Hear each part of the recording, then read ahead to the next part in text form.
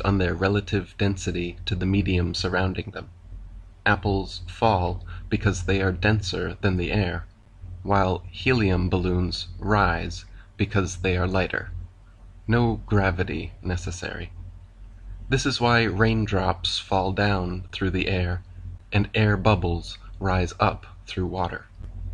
Everything seeks its relative density and rises or falls until settling accordingly.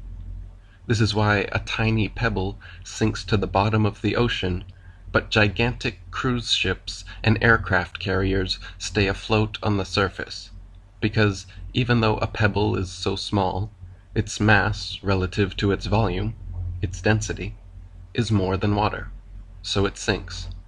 And even though a cruise ship is so large, its mass relative to its volume is less than water, so it floats. If Newton's apple had landed in a puddle instead of on his head, he would have seen the apple only fell through the air because it was denser than the air, but then floated on top of the water because it was less dense than water. Have you ever noticed how it's easier to stay afloat with your lungs full of air than it is when they're empty? Submarines float on the surface when their ballast tanks are filled with air, but when the vents are opened and seawater floods in, they begin to sink as the submarine's density becomes greater than water. Depending what depth they wish to dive, sailors simply adjust the ratio of air and water in their tanks, and when ready to resurface, they blow compressed air into the tanks, forcing the seawater out, lowering the density, and thus causing them to rise back to the surface.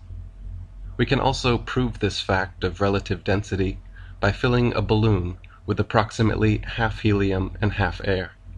Since helium is lighter than the oxygen, nitrogen, and other gases that compose the air around us, filling a balloon with just the right amount of helium to compensate for and balance out the density of the plastic results in a gravity-defying, levitating balloon at equilibrium that neither rises